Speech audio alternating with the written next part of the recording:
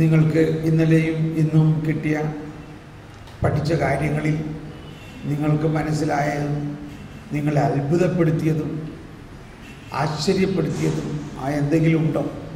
പുതിയതായിട്ട് തോന്നുന്ന എന്തെങ്കിലും ഉണ്ടെങ്കിൽ ഒന്ന് ഉടനെ വന്ന് പറയുക. വേഗം വരണം, നമുക്കധികം സമയമില്ല.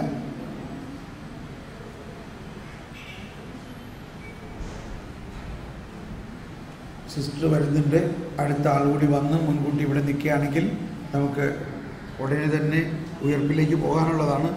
അത് മനസ്സിലാക്കാൻ കൂടി വേണ്ടിയുള്ളൊരു വഴിയാണിത്. പല കാര്യങ്ങളും നമ്മൾ കേൾക്കുന്നുണ്ട്. എല്ലാവരും സാധാരണ ഉൾക്കാഴ്ച കിട്ടുന്നുണ്ട്. അതിൽ ഒരു കാര്യത്തിൽ ഇപ്പം ഞാൻ പറയാൻ ഉദ്ദേശിച്ചത് എന്താണെന്ന് വെച്ചാൽ, ഇന്നലെ ആ സമരിയ സ്ത്രീയുടെ പാപിനിയായ സ്ത്രീയുടെ ഇത് നമ്മൾ കേട്ടു, കല്ലെറിയാൻ വന്നത്. അപ്പോഴവൾ ഇങ്ങനെ വേറെ പറഞ്ഞു, അവൾ ഇപ്പോഴും ഇങ്ങനെ കല്ലെറിയൻ്റെ തല പൊട്ടി മരിക്കും എന്നവൾ പേടിച്ച് ഇങ്ങനെ ആരെന്നെ കല്ലെറിയാൻ പോകണമെന്നുള്ള ആ ഒരു ഈശോയും എന്തായിരിക്കും പ്രതികരണം എന്നുള്ളതൊക്കെ ആയിരുന്നു അവളുടെ വിചാരം. എന്നാൽ ഈശോ പറഞ്ഞു, നിങ്ങളിൽ പാവമില്ലാത്തവർ കല്ലെറിയട്ടെന്ന്. കാരണം ഓരോരുത്തരും പോയി. അപ്പോൾ ഈശോ അങ്ങനെ പറഞ്ഞില്ല.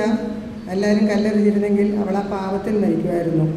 ഈശോ മത്തായിയെ കണ്ട പോലെ മത്തായിലുള്ള സുവിശേഷകൻ അപ്പോസ്തലനെ കണ്ടു. അവളും ഒരു വലിയ സുവിശേഷയായി മാറി.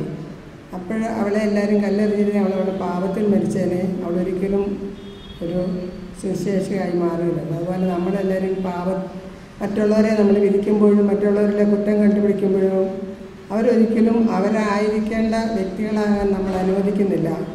നമ്മൾ അവരെ ഓവർലുക്ക് ചെയ്ത് നമ്മൾ അവരെ ക്ഷമിച്ചും സ്നേഹിച്ചും പോവുകയാണെങ്കിൽ മറ്റുള്ളവർ വളരും, ആത്മാവിലും ദൈവത്തിലും വളരും. അതാണ് എനിക്ക് അതിൽ നിന്ന് ഗ്രഹിച്ചത്.